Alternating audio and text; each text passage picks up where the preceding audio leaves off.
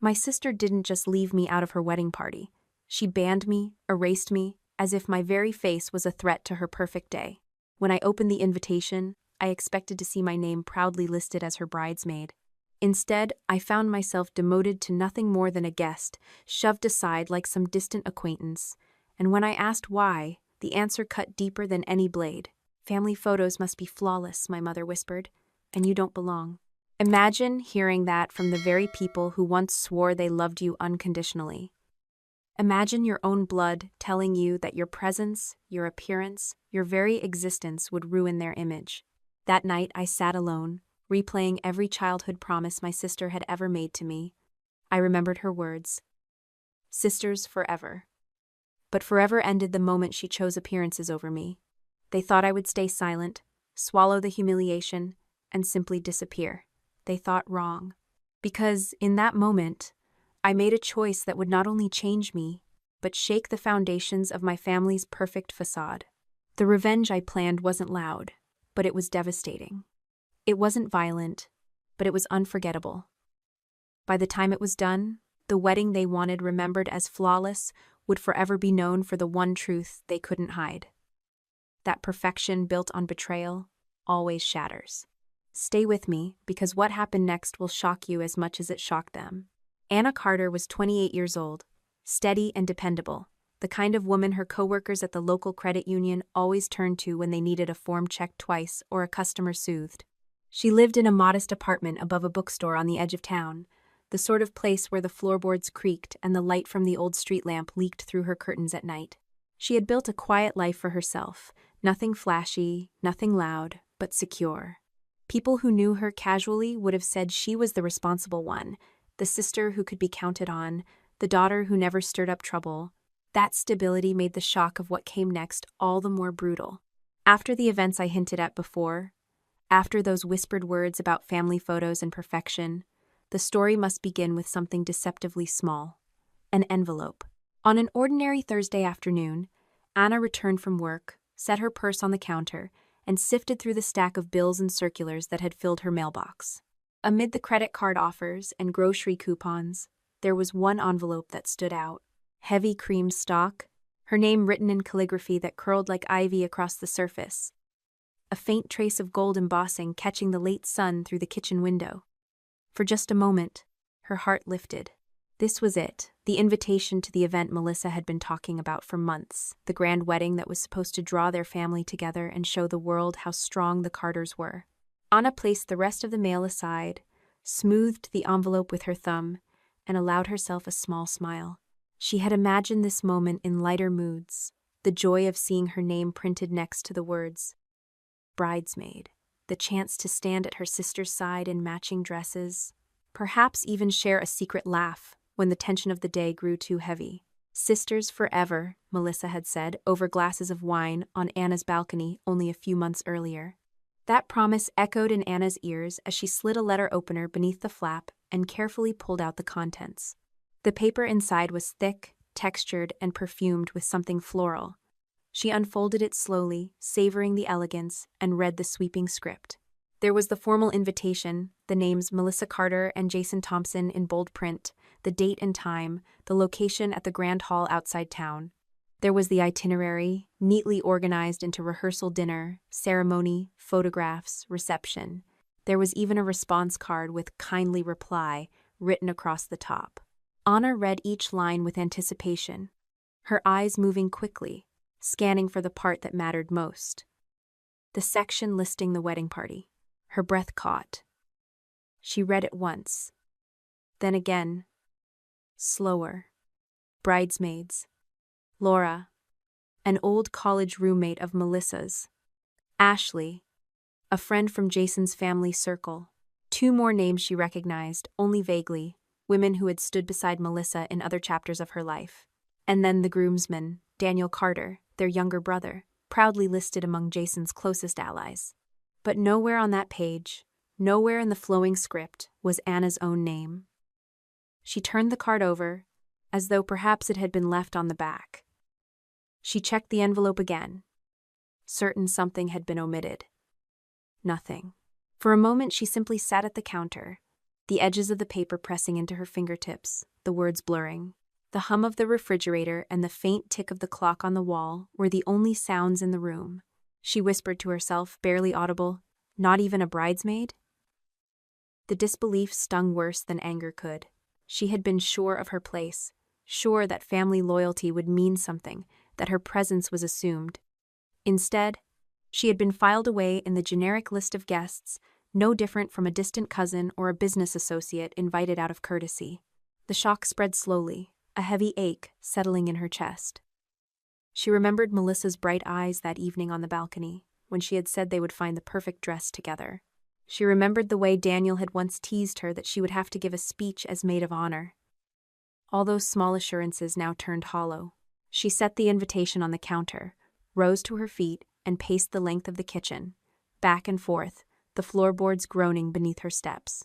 Betrayal was too strong a word, perhaps, for this first moment, but something close to it gnawed at her. She tried to reason with herself. Perhaps there had been a mistake in printing. Perhaps Melissa had simply forgotten to mention it. But deep down, even as she reached for those excuses, Anna knew. Names were chosen with care. Lists like this were checked and rechecked. Her absence from that page was deliberate. When the phone buzzed on the counter with a message from a coworker, she ignored it. She could not bring herself to speak to anyone. She picked up the envelope again, tracing her finger over her own name in calligraphy, Miss Anna Carter, a name that looked so elegant on the outside yet concealed such an ugly truth within. She folded the papers back into the envelope, slid it shut, and held it against her chest for a long moment. The house was quiet, yet her thoughts roared. She tried to summon relief, telling herself that perhaps being a guest would mean less pressure, less responsibility. But that was a thin comfort, and it dissolved quickly. What remained was the unmistakable sense of being excluded, diminished, cast aside from the role she thought was hers by right. Anna lowered herself into a chair and stared at the invitation, her eyes dry but her throat tight. She had not yet asked why. She had not yet confronted her sister, but she knew this. Something in the foundation of her family had shifted. And though the reason was still hidden from her, the wound had already opened.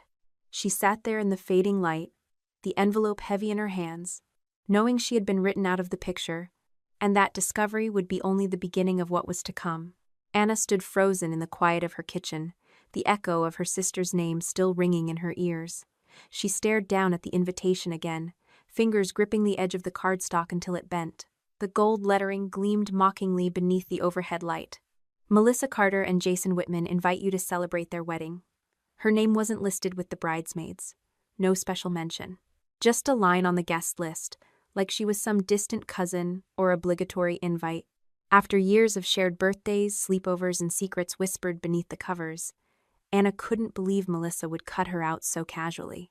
The only explanation she could live with was that it had to be a mistake, a mix-up, something Melissa would laugh off when Anna asked.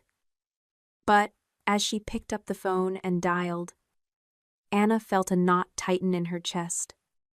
Somewhere deep down, she feared the truth. Melissa answered after several rings. Her voice was chirpy, high-pitched, like someone trying too hard to sound cheerful. "Anna, you got the invite? Isn't it gorgeous?" The calligraphy alone was worth the wait. Anna didn't return the enthusiasm. "Yeah, I got it." Silence stretched before she added, "I noticed I'm not a bridesmaid." Melissa paused. "Oh, well, the party's really small. Just a few girls, Jason's sisters, some of my friends from work. You know how these things go. The venue is really intimate." Anna blinked. "But Daniel's a groomsman." Another pause. Then a sigh. "Anna, please don't take this personally. This was such a hard decision. We had to think about the look, the vibe. The planner and photographer have this whole vision for the photos. It's very blush-toned, very cohesive. The dresses, the lighting, everything matters." Anna's voice dropped. "And I don't match that vision?" Melissa's tone shifted softer, but firmer. "You have a very strong presence, Anna. You've always been noticeable. And for the photos, we're going for something soft, clean, harmonious." Anna felt the heat rise in her cheeks. She didn't need Melissa to say it outright. Her birthmark, her broad shoulders, the fact that she wasn't delicate looking like the rest of them. Then another voice came onto the line. Jason. Hey, Anna, it's Jason. Look, we just didn't want you to feel awkward, you know. These pictures are going to be everywhere for years. You deserve to enjoy the day without stress. And honestly, we didn't want to put you in that position. Anna swallowed hard. What position? Standing beside my sister? Jason chuckled nervously. It's not like that. Melissa just wants everything to be balanced. Visually. Anna could barely breathe. So I'm not balanced enough for your wedding? Melissa jumped back in. Don't twist our words. You're still coming. Front row. We saved you a great seat. Anna closed her eyes. Remember when we were 12 and you swore we'd always be each other's bridesmaids? No matter what? Melissa was quiet. Then she said, that was before we had to think about things like photographers and online galleries and color grading. Anna felt something inside her go still. Not break, just still. Like a pond freezing over in winter. Thanks for clearing that up, she said, her voice steady. She ended the call without waiting for a goodbye. For a long time, she stood in the quiet, the only sound the hum of the refrigerator and her own breathing. Her family hadn't just excluded her, they had judged her, branded her as not good enough to stand in the background of a photo, and that realization didn't shatter her. It changed her. She wandered back to the living room and sat on the edge of the couch, her thoughts reeling. A slideshow of childhood memories flickered in her mind. Birthday parties, first dances, their dad's funeral. Melissa had always stood beside her.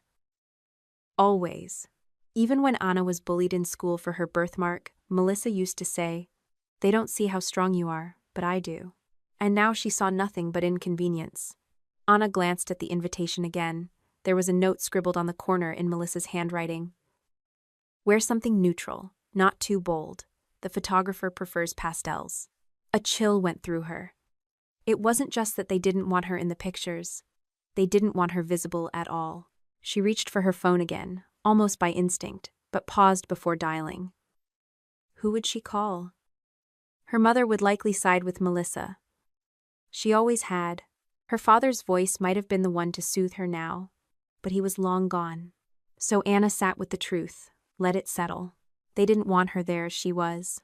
And that meant one thing. They would never see her the same way again. Anna stood frozen in the quiet of her kitchen, the echo of her sister's name still ringing in her ears.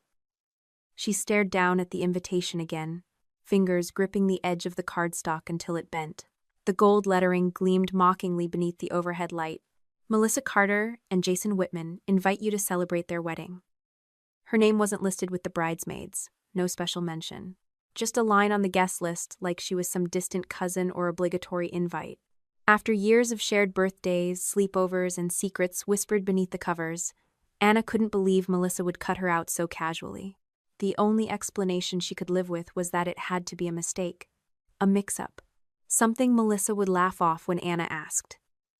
But as she picked up the phone and dialed, Anna felt a knot tighten in her chest. Somewhere deep down, she feared the truth. Melissa answered after several rings. Her voice was chirpy, high-pitched, like someone trying too hard to sound cheerful. Anna, you got the invite? Isn't it gorgeous? The calligraphy alone was worth the wait. Anna didn't return the enthusiasm. Yeah, I got it. Silence stretched before she added, I noticed I'm not a bridesmaid. Melissa paused. Oh, well, the party's really small. Just a few girls. Jason's sisters. Some of my friends from work. You know how these things go. The venue is really intimate. Anna blinked. But Daniel's a groomsman. Another pause. Then a sigh. Anna, please don't take this personally. This was such a hard decision. We had to think about the look, the vibe. The planner and photographer have this whole vision for the photos. It's very blush-toned, very cohesive. The dresses, the lighting, everything matters. Anna's voice dropped. And I don't match that vision? Melissa's tone shifted softer, but firmer. You have a very strong presence, Anna. You've always been noticeable. and for the photos, we're going for something soft, clean, harmonious. Anna felt the heat rise in her cheeks. She didn't need Melissa to say it outright. Her birthmark, her broad shoulders, the fact that she wasn't delicate looking like the rest of them. Then another voice came onto the line. Jason. Hey Anna, it's Jason. Look, we just didn't want you to feel awkward, you know. These pictures are going to be everywhere for years. You deserve to enjoy the day without stress. And honestly, we didn't want to put you in that position. Anna swallowed hard. What position? Standing beside my sister? Jason chuckled nervously. It's not like that. Melissa just wants everything to be balanced, visually. Anna could barely breathe. So I'm not balanced enough for your wedding? Melissa jumped back in. Don't twist our words. You're still coming. Front row. We saved you a great seat. Anna closed her eyes. Remember when we were 12 and you swore we'd always be each other's bridesmaids, no matter what? Melissa was quiet. Then she said, that was before we had to think about things like photographers and online galleries and color grading. Anna felt something inside her go still. Not break, just still, like a pond freezing over in winter. Thanks for clearing that up, she said, her voice steady. She ended the call without waiting for a goodbye. For a long time she stood in the quiet, the only sound the hum of the refrigerator and her own breathing. Her family hadn't just excluded her. They had judged her, branded her as not good enough to stand in the background of a photo. And that realization didn't shatter her. It changed her. She wandered back to the living room and sat on the edge of the couch, her thoughts reeling. A slideshow of childhood memories flickered in her mind: birthday parties, first dances, their dad's funeral. Melissa had always stood beside her. Always. Even when Anna was bullied in school for her birthmark, Melissa used to say, "They don't see how strong you are, but I do." And now she saw nothing but inconvenience. Anna glanced at the invitation again. There was a note scribbled on the corner in Melissa's handwriting. Wear something neutral, not too bold. The photographer prefers pastels. A chill went through her. It wasn't just that they didn't want her in the pictures. They didn't want her visible at all. She reached for her phone again, almost by instinct, but paused before dialing. Who would she call? Her mother would likely side with Melissa. She always had. Her father's voice might have been the one to soothe her now, but he was long gone. So Anna sat with the truth, let it settle. They didn't want her there as she was. And that meant one thing: they would never see her the same way again. Anna didn't sleep that night. She lay in bed staring at the ceiling, trying to convince herself that maybe, just maybe, someone in the family still cared enough to stand by her. That not everyone had bought into this fragile illusion of perfection Melissa was constructing. She needed to hear something different. She needed someone to tell her she wasn't imagining things. The next morning, she drove across town to her parents' house. The two-story colonial home looked the same as it always had.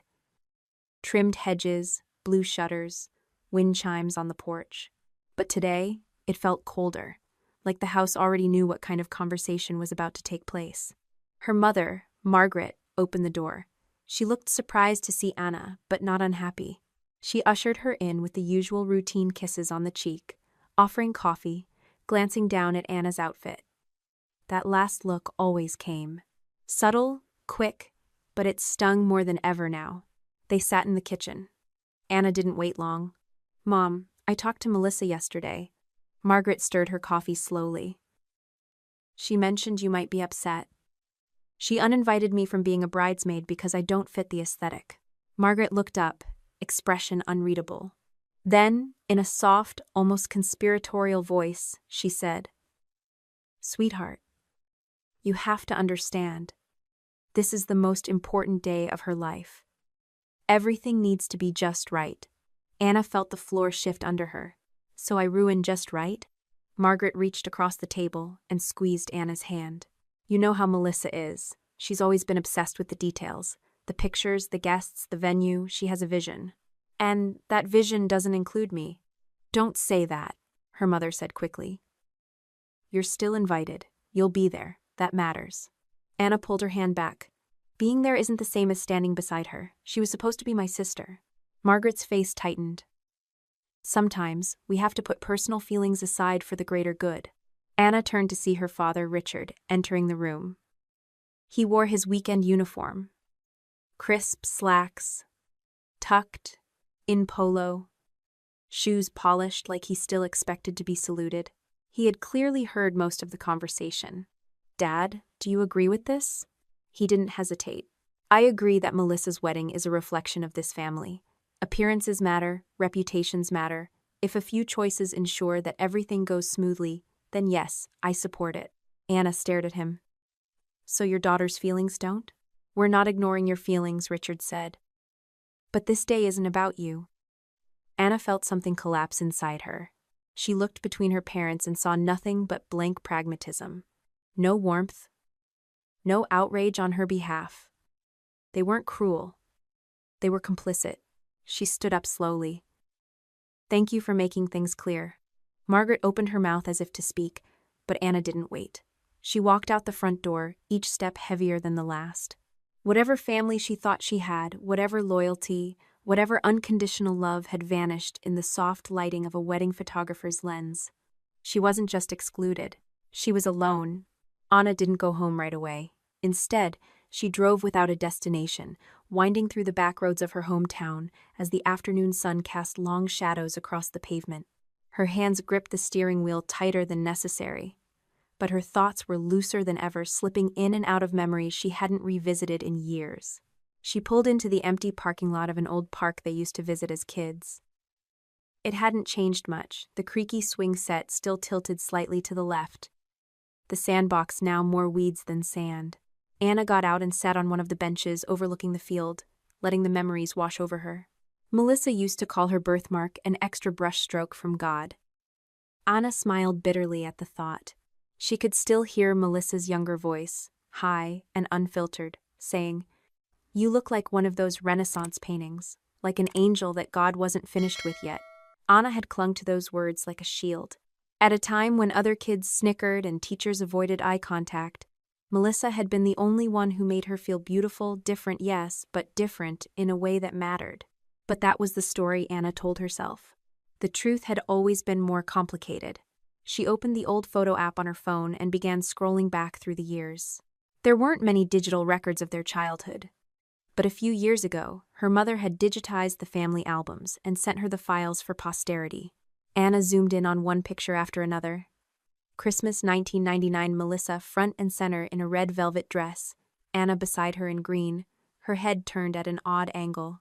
Easter 2002, Melissa smiling wide, Anna almost hidden behind a bouquet.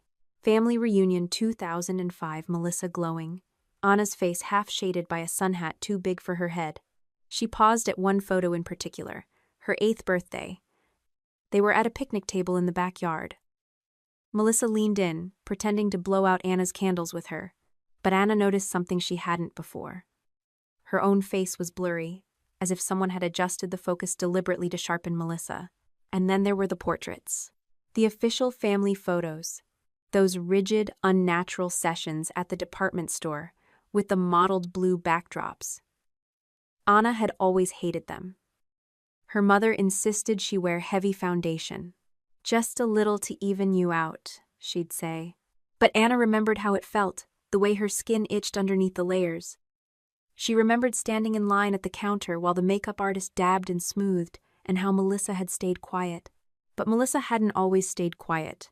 In one memory, Anna was 10, crying in the bathroom after a boy at school called her stained. Melissa had burst in, grabbed a wet paper towel, and scrubbed the boy's drawing off Anna's locker before dragging her sister out to the swings. "You're not stained," she had said. "You're marked."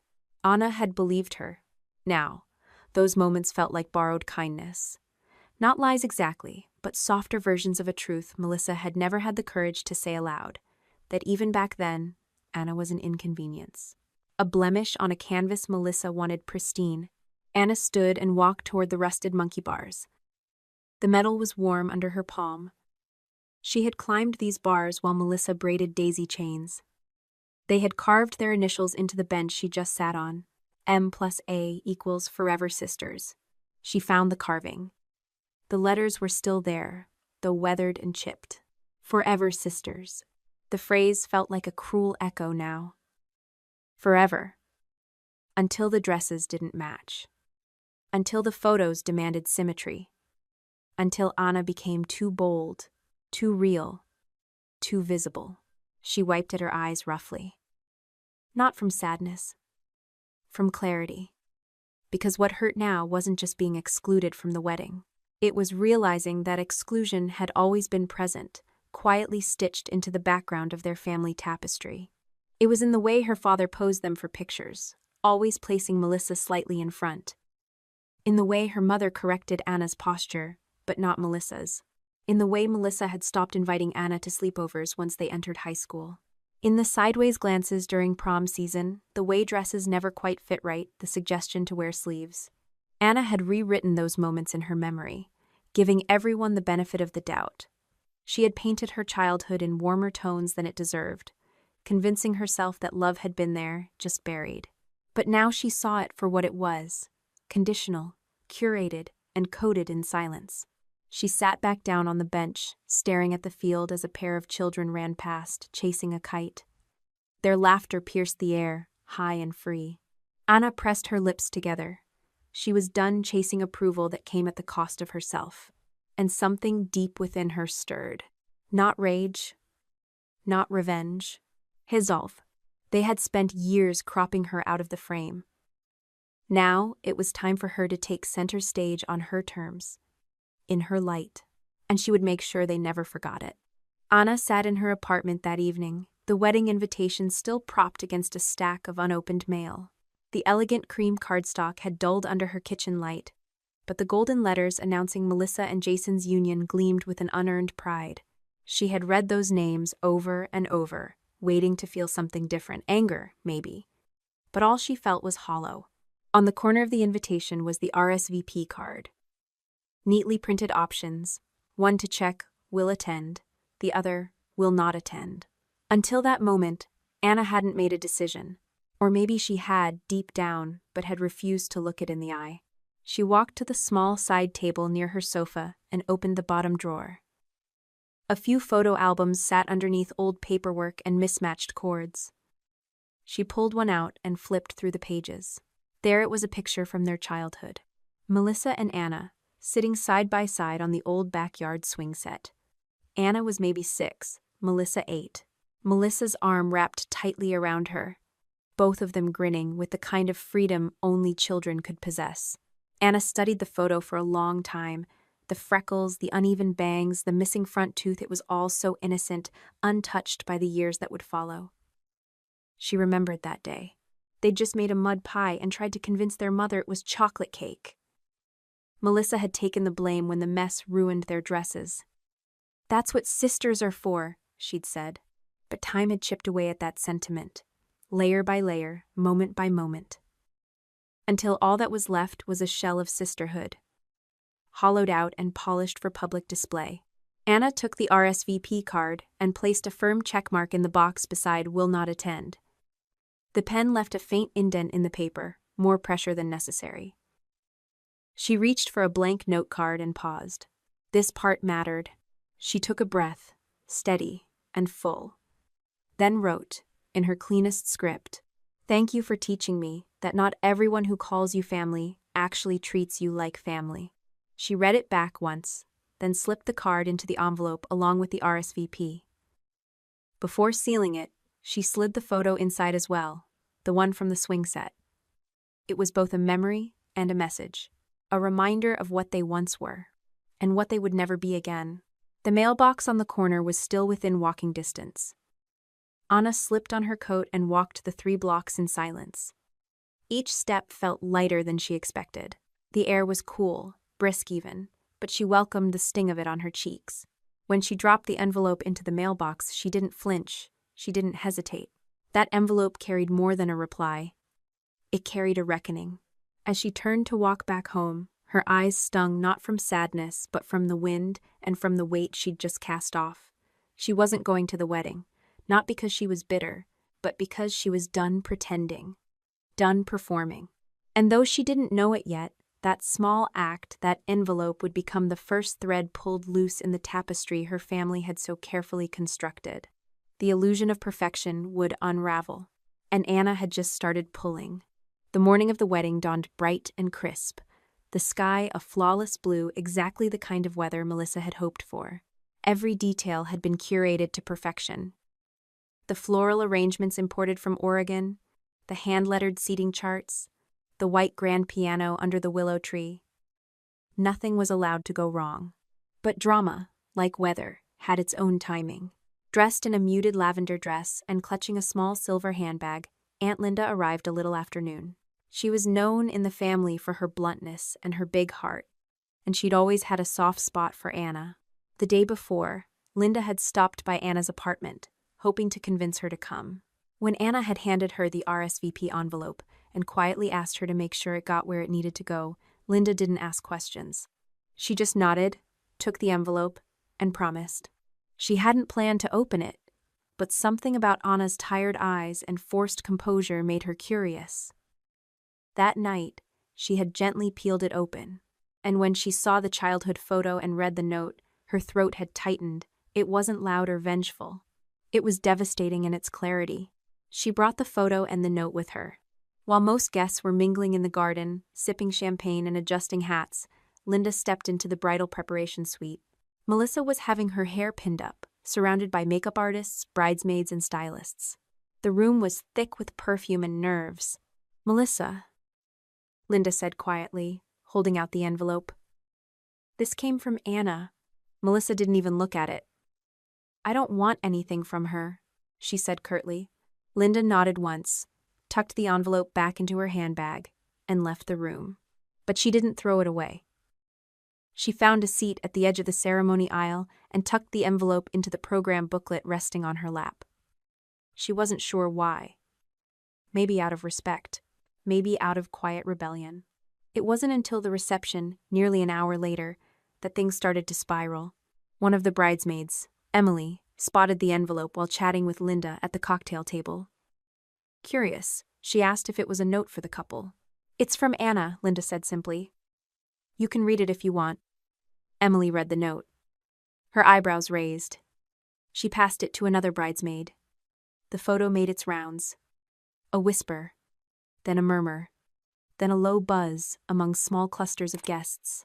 By the time dessert was being served, a noticeable tension rippled through the tables.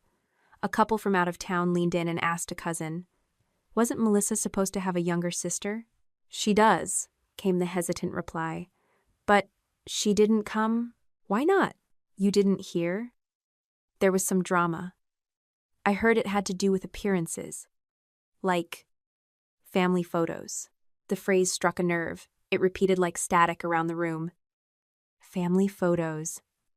Not aesthetic enough. "Did you read the note?" Jason noticed the shift first.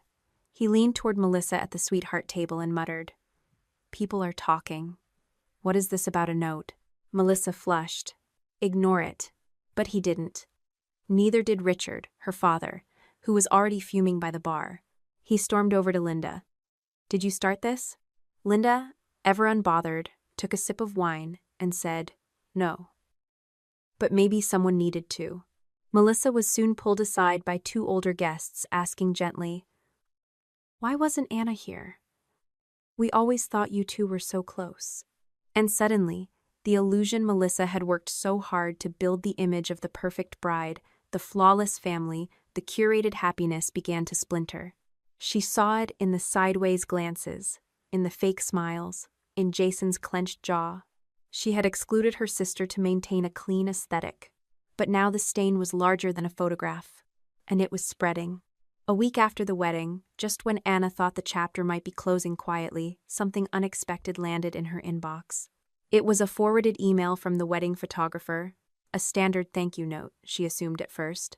But the thread below it hadn't been properly trimmed. Her name was still on the CC line, likely pulled from some earlier correspondence. She almost deleted it without reading. Almost. Out of idle curiosity, she scrolled down. The deeper she read, the tighter her grip on the mouse became. Her chest tightened. Her jaw clenched. It wasn't a generic message at all. It was an exchange between Melissa and their mother Margaret, dated 2 months before the wedding. Subject line: Coverage options, family formals. Melissa. I want to make sure Anna doesn't ruin the photos. Can we position her far to the side? Or maybe crop her out in post? Margaret. Agreed. Depending on what she wears, we might not even want her in the wide shots. Ask the photographer if we can do an alternate set without her. Melissa again. We can always do a siblings-only version with Daniel if she shows up looking, well, you know. The message ended with a response from the photographer, professional but cautious. Of course. We can arrange multiple compositions and use discretion during edits. Anna sat frozen. She reread the exchange 3 times. This wasn't a misunderstanding. This wasn't someone overreacting to a stray comment or an awkward moment. This was deliberate, months in the making, executed with surgical cruelty. The note she'd sent with her RSVP had come from emotion. Pain, yes, but also a last thread of hope. This email wasn't emotional. It was calculated, coordinated.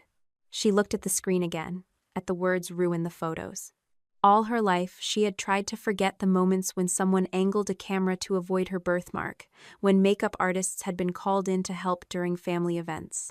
She remembered being 7, asked to wear a scarf in a summer photo shoot. Being 15 and hearing a distant aunt suggest they Photoshop her cheek. But this wasn't childhood ignorance. This was her mother. This was Melissa. And it wasn't about photos. It was about erasing her. From their vision of family. From their version of beauty. From memory itself. She didn't reply. She didn't forward the email to anyone. She didn't even mark it as saved. But she printed it. 1 copy. Folded neatly. Tucked into the back of a drawer, behind her passport and birth certificate. A piece of truth. Quiet, cold, and waiting. Because sometimes, revenge didn't arrive as a storm. Sometimes, it gathered like smoke, invisible, patient, and absolutely undeniable. 3 weeks had passed since Anna received the email. She hadn't told anyone. Not her best friend. Not even her therapist. The folded printout remained in her drawer, humming with quiet rage. But she hadn't acted. Not yet. Then, one evening, as twilight softened the corners of her apartment, she sat at her kitchen table with a glass of wine, her phone face up beside her. She opened the photo app and stared at the image for a long time. A candid shot taken just a month before the wedding drama began. Her hair was pulled back, her face bare, and the birthmark, the deep maroon swirl that climbed across her left cheek, was fully visible. For most of her life, she had learned to hide it. Foundation, angles, bangs, scarves. But that night, something shifted. Not defiance, not pride, something quieter, something steelier. She opened Instagram, uploaded the photo, and typed a single sentence. I thought I was part of the family. She hit post. At first, there was nothing. Then, an hour later, a like. Then, a heart emoji. Then a comment from a woman she hadn't spoken to since college. You're beautiful. Don't let anyone dim that. Within 12 hours, the post had over 400 likes. Dozens of comments. Private messages began to trickle in. My sister cut me out of her wedding too. All because I gained weight after my pregnancy. I wore long sleeves for years because my mom said no one would want to see my scars. Thank you for posting this. I feel less alone. Some messages came from strangers, others from people she knew only vaguely, old coworkers, friends of friends, distant cousins who had drifted out of touch. And then came the shares. Someone had reposted her image with the caption, "This woman was excluded from her own sister's wedding for looking different." Imagine the cruelty. It was reshared. Again and again. Hashtags appeared. Number real beauty, number family is more than photos, number I thought I was included. In less than 2 days, the post reached 10,000 likes. Anna didn't name Melissa. She didn't need to. She never mentioned the wedding. She never tagged anyone. The power of the post wasn't in accusation. It was in emotion. In honesty, in the unspoken pain carried by too many people for too long. And while Melissa posed with her bridal party on beaches in Maui, perfect smiles, curated captions, flawless angles, the internet began whispering a different kind of truth. Anna hadn't planned it this way. She hadn't set out to go viral. But now that it had begun, she wasn't going to stop it. Not because she wanted attention, because now she had something she hadn't had at that wedding. A voice. And this time, people were actually listening. The reaction from her family came swiftly and viciously. The first was her father. Richard Carter never raised his voice unnecessarily, but when Anna answered the phone that Saturday morning, there was no mistaking the fury simmering beneath his controlled tone. "Take it down," he said without greeting. "Delete the photo, the post, all of it." Anna leaned against her kitchen counter, steadying her breath. "I didn't name anyone, Dad." "You didn't have to," he snapped. "Everyone's connecting the dots. People from my firm have seen it. Your mother is beside herself." Anna closed her eyes. Maybe she should be. There was a pause. Then his voice dropped. Colder now. "Stop this, Anna, or you'll lose your inheritance." She almost laughed. As if money could fill the space left by years of being dismissed, edited out, quietly erased. "I think I've already lost something much more valuable," she replied and hung up. 10 minutes later, her phone buzzed again. This time, it was her mother. Margaret had left 4 missed calls and now a voicemail that played through sobs. "Anna, honey, why are you doing this to us? This family has always loved you. Can't you see you're tearing us apart?" Anna didn't respond, but the calls kept coming.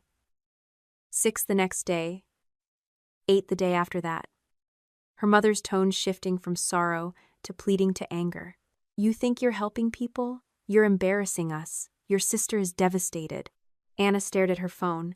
Its screen lit up like a warning flare. She blocked the number. Then came the text. "Melissa, you ruined my wedding," it read. "You just couldn't let me have one day, could you? One day that wasn't about you. You stole the spotlight, Anna. You always do." Anna stared at the words, stunned by the irony. She hadn't attended. She hadn't said her sister's name. She hadn't wanted a spotlight, just the dignity of not being pushed into the shadows. She didn't respond. But that message festered. It wasn't just hurtful, it was revealing. In those words, Melissa admitted what Anna had long suspected, that her mere presence, her very existence, was seen as a threat. Later that night, a new message. This one from Daniel, her younger brother, the quiet one. The one who had stood in the groomsmen lineup while she sat at home, uninvited and unwanted. "I knew it was wrong," his message read. "I'm sorry." 3 words.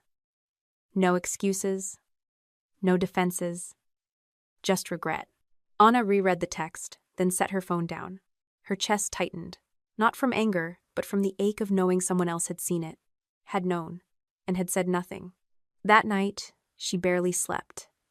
Not from guilt, but from a spiraling wave of conflicting emotions. Vindication, rage, grief, and the dull ache of familial rejection. She sat at her kitchen table, phone silent now. The wine in her glass had gone warm. The city outside moved on as if nothing had happened, but inside her apartment, the silence rang loud. In the days that followed, the comments online grew louder. Some people praised her bravery. Others accused her of attention-seeking. A few tried to guess who the family was. Strangers debated her worth, her appearance, her motives, as if she were a character on a reality show. But Anna ignored them, because her family's silence and now, their rage spoke volumes. She had spent years contorting herself to fit a version of beauty, of belonging, of daughterhood that never truly included her. Now that she had stopped trying, they had no use for her at all. And yet, through the fog of grief and betrayal, a strange clarity emerged. She was not crazy.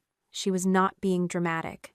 They had edited her out long before she ever posted a single photo. Now they were simply furious, she had finally noticed. And this time, Anna wasn't going to disappear quietly. She wasn't just confronting her family anymore. She was confronting every silent moment, every edited photo, every swallowed opinion, every backhanded compliment disguised as maternal concern. And now that she had started, she would not stop. For the first time, she wasn't trying to reclaim a place at their table. She was building her own. The silence didn't last long, not in the real world, and not in Anna's heart. What followed wasn't just noise, but an unexpected chorus. It started with Aunt Linda. The woman had always been the family's unpredictable element too, outspoken for Margaret's taste, too liberal with her opinions for Richard's liking, but Anna had always liked her.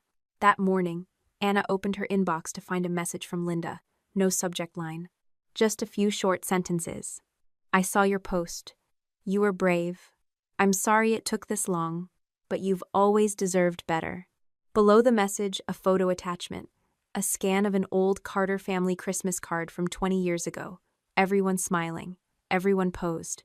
And in the back corner, half-cropped, a much younger Anna with a heavy fringe and a forced grin, her birthmark clearly dabbed over with poorly matched makeup. They always tried to hide what made us different, Linda wrote in a second email. I watched them do it to you, just like they tried with me. I regret staying silent. Not anymore. Anna stared at the image, her breath catching. It wasn't just about the wedding. This had roots so deep they reached into generations. Emma, her best friend since college, showed up next, literally. She appeared at Anna's door with 2 bags of groceries and a bottle of wine, wrapping Anna in a long hug without saying a word. They sat for hours, talking about everything and nothing. Emma had seen the post too, and had read every comment, tracked every share, ready to throw hands if anyone came for Anna. You know I've got your back, she said, sipping wine straight from the bottle. Always. Anna smiled. For the first time in days, it didn't feel forced. Then came Mark Reynolds. He was a senior analyst at Anna's company, someone she respected but never knew very well outside project meetings and occasional lunches. He sent her a private message. My wife's black. When we got married, her grandmother refused to come. Said it'd ruin the family photos. We took the best damn wedding pictures anyway. I saw your post. Just wanted to say you're not alone. Anna read the message twice. It stunned her, not because of what he said, but because of how many others began to echo that same note. Messages flooded in from people she barely knew, each one sharing their own version of exclusion. Different circumstances, but the same sting. And then, just when she thought she understood the full landscape of reactions, her mother called again. Anna didn't pick up, but this time, Margaret left a voicemail longer than usual. Her voice was tired, not angry. There were no tears. When I was 16, she began. I got pregnant. My parents made me pretend it never happened. They sent me away for the summer, then came back like nothing had changed. I wasn't allowed to talk about it, not to my friends, not even to your father when we first started dating. Anna's breath caught in her throat. I spent my whole life learning to hide things that might make people uncomfortable. Things that didn't look perfect. That's how I was raised. So when I tried to keep you out of those pictures, I thought I was protecting you. There was a pause, but now I see I wasn't protecting anyone.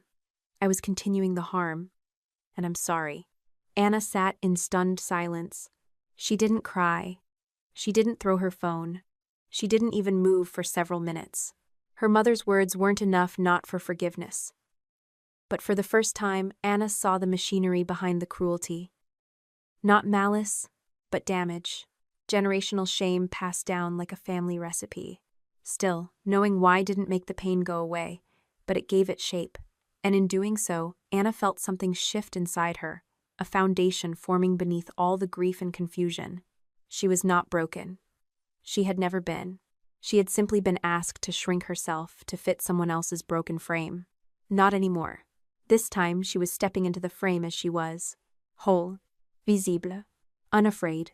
The invitation came on a Thursday afternoon, nestled between emails about faculty meetings and a discount from her local bookstore.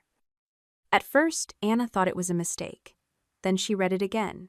The message was from the communications director at St. Elora Medical Center, a prestigious hospital known for its community outreach and family health programs. They were planning a speaking series titled Family, Inclusion, and the Faces We Hide.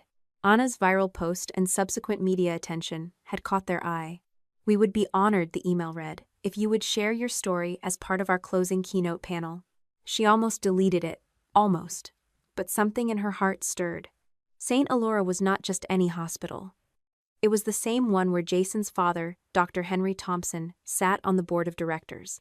The same man who had once made a toast at a Carter family dinner about the importance of genetic excellence. A remark that had made Anna's skin crawl. The irony was too sharp to ignore. She said yes. When she arrived the day of the event, the auditorium was already packed. Journalists, health professionals, students, and community leaders filled the rows. Anna wore a simple navy dress, her birthmark visible and uncovered. She had never felt more nervous or more resolved. She stepped onto the stage, adjusted the mic, and began. "When my sister got married," she said, her voice calm, measured, "I thought I'd be part of the celebration. Instead, I received a message spoken aloud and reinforced in silence that said I wasn't aesthetic enough, that I would ruin the family photos, that I didn't belong." A murmur moved through the crowd. Anna pulled out her phone, opened the forwarded email, and read aloud. "Let's discuss coverage options to minimize Anna's presence in the group shots. Maybe we keep her to the far end, or crop later if needed." That was the plan. To erase me, digitally and socially. Silence. But here's what I've learned. When you erase someone from the picture, you're not protecting the family. You're shrinking it. Applause, she continued, sharing her journey not as a victim, but as a person reclaiming her voice. She spoke of inclusion not as a buzzword, but as a decision made daily. She ended her talk by raising the printed RSVP card she had never sent. "I checked 'will not attend' because I thought my absence would hurt less than my presence. But I was wrong. What hurts more is a family that chooses image over intimacy." The auditorium erupted. Within hours, media outlets picked up the story. Headlines appeared. "Sister Speech Sparks Reckoning on Family Image Culture. Hospital Keynote Exposes Hidden Exclusions in Picture-Perfect Families." The PR team at St. Elora, delighted by the viral moment, made a bold choice. They launched a new awareness campaign called "No One Left Out of the Picture." And the first poster featured Anna's portrait, full face, birthmark unedited, beneath the tagline, "Inclusion means everyone, no exceptions." Billboards went up. Flyers. Bus. Stop ads. The campaign made the cover of local magazines. And just like that, the very face Jason's family had wanted to crop out was now front and center. Dr. Thompson resigned quietly from his board seat a week later. The Carter family canceled their Christmas photo shoot. Melissa locked her social media accounts. Anna didn't gloat. She didn't need to, because the revenge had never been about humiliation. It had been about truth. And now, the world had seen it. The reaction from her family came swiftly and viciously. The first was her father. Richard Carter never raised his voice unnecessarily. But when Anna answered the phone that Saturday morning, there was no mistaking the fury simmering beneath his controlled tone. "Take it down," he said without greeting. "Delete the photo. The post. All of it." Anna leaned against her kitchen counter, steadying her breath. "I didn't name anyone, Dad." "You didn't have to," he snapped. "Everyone's connecting the dots. People from my firm have seen it. Your mother is beside herself." Anna closed her eyes. Maybe she should be. There was a pause. Then his voice dropped. Colder now. "Stop this, Anna, or you'll lose your inheritance." She almost laughed. As if money could fill the space left by years of being dismissed, edited out, quietly erased. "I think I've already lost something much more valuable," she replied, and hung up. 10 minutes later, her phone buzzed again. This time, it was her mother. Margaret had left 4 missed calls, and now a voicemail that played through sobs. "Anna, honey, why are you doing this to us? This family has always loved you. Can't you see you're tearing us apart?" Anna didn't respond, but the calls kept coming. 6 the next day. 8 the day after that. Her mother's tone shifting from sorrow to pleading to anger. "You think you're helping people? You're embarrassing us. Your sister is devastated." Anna stared at her phone, its screen lit up like a warning flare. She blocked the number. Then came the text. "Melissa, you ruined my wedding," it read. You just couldn't let me have one day, could you? One day that wasn't about you. You stole the spotlight, Anna. You always do. Anna stared at the words, stunned by the irony. She hadn't attended. She hadn't said her sister's name. She hadn't wanted a spotlight, just the dignity of not being pushed into the shadows. She didn't respond. Later that night, a new message. This one from Daniel, her younger brother, the quiet one. The one who had stood in the groomsmen lineup while she sat at home, uninvited and unwanted. I knew it was wrong, his message read. I'm sorry. 3 words. No excuses, no defenses, just regret. Anna reread the text, then set her phone down. Her chest tightened. Not from anger, but from the ache of knowing someone else had seen it, had known, and had said nothing. She sat at her kitchen table, phone silent now. The wine in her glass had gone warm. The city outside moved on as if nothing had happened. But inside her apartment, the silence rang loud. In the days that followed, the comments online grew louder. Some people praised her bravery. Others accused her of attention-seeking. A few tried to guess who the family was, but Anna ignored them. Because her family's silence and now their rage spoke volumes. She had spent years contorting herself to fit a version of beauty, of belonging, of daughterhood that never truly included her. Now that she had stopped trying, they had no use for her at all. And yet, through the fog of grief and betrayal, a strange clarity emerged. She was not crazy. She was not being dramatic. They had edited her out long before she ever posted a single photo. Now they were simply furious she had finally noticed. And this time, Anna wasn't going to disappear quietly. Weeks passed. The online attention, surprisingly, didn't fade. In fact, it grew. Anna launched a blog titled The Perfect Family Myth, where people from around the world submitted their own stories of exclusion and silent shame. The site quickly amassed thousands of readers. Some shared stories of being the black sheep in pristine family photos.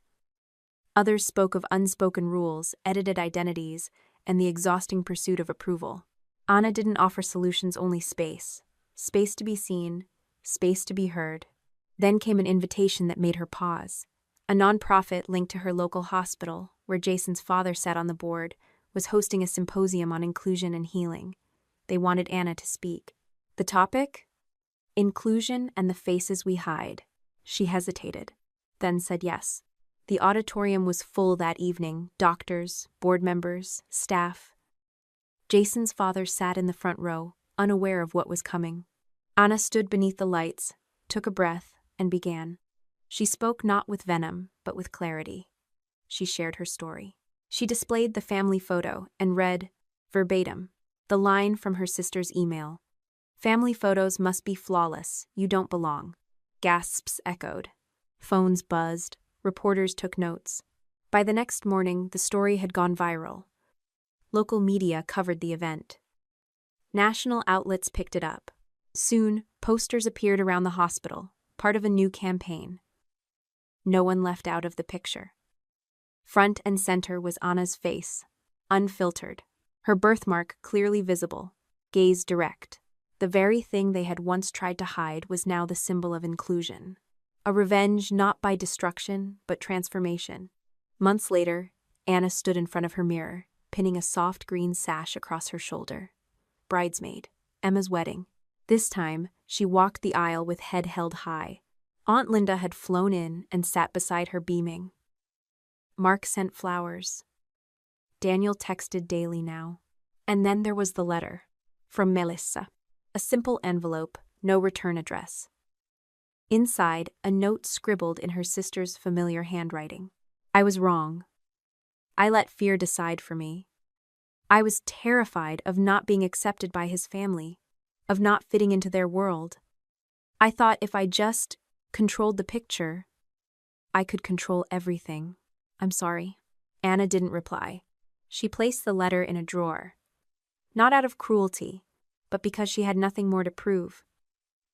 Melissa's apology wasn't a bridge. It was a confession, a quiet admission that Anna had never been the broken one. That evening, Anna hung a new portrait in her apartment. It was just her. Alone. No edits. No retouching. Her birthmark visible, her shoulders square, her eyes calm. The light from her window hit it perfectly. She looked at it for a long moment, then smiled. She didn't need a perfect family photo to know her worth. She was the picture now. And she belonged. If you've made it this far, thank you for staying with Anna's story. But now, we'd love to hear yours. Have you ever been told you didn't belong by the very people who should have stood by you? Have you ever been cut out of the picture? Not for what you did, but for who you are? If this story stirred something in you, let us know in the comments. Share your voice. You never know who needs to hear it. And if you believe stories like Anna's deserve to be told, stories of quiet courage, of betrayal and healing, of finding your worth even when others try to erase it, then please subscribe to our channel. There are more stories like this one waiting to be heard. Because no one should ever feel like they need to disappear just to make others comfortable. And sometimes the most powerful revenge is simply living your truth out loud.